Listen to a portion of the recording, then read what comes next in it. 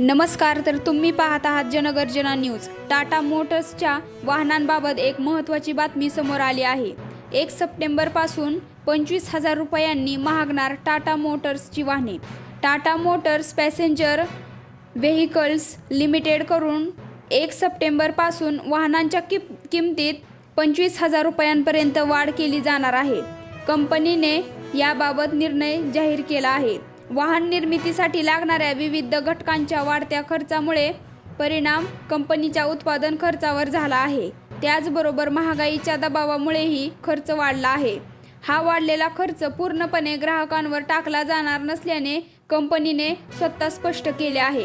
Petrol, diesel आणि electric वाहनांनाही ही दरवाढ लागू होणार आहे। टाटा मोटर्सच्या सर्व वाहनांच्या किमतीत ही वाढ लागू होणार आहे।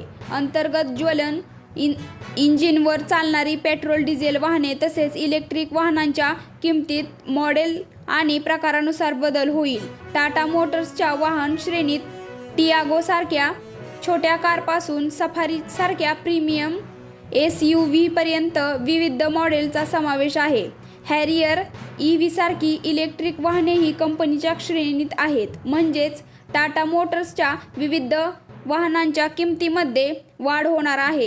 कंपनीने उत्पादनासाठी लागणाऱ्या विविध घटकांच्या वाढत्या खर्चाचा परिणाम उत्पादन खर्चावर झाल्याचे सांगितले आहे।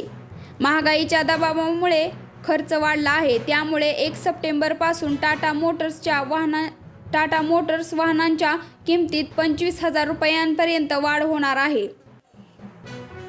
मात्र प्रत्येक वाहनाची किंमत नेमकी 25,000 रुपयांनी वाढणार नाही। मॉडेल आणि प्रकारानुसार किमतीत वाढ वेगवेगळी असेल। हा टाटा मोटर्सच्या वाहनांच्या किमतीत वाढण्याबाबतची महत्त्वाची बातमी।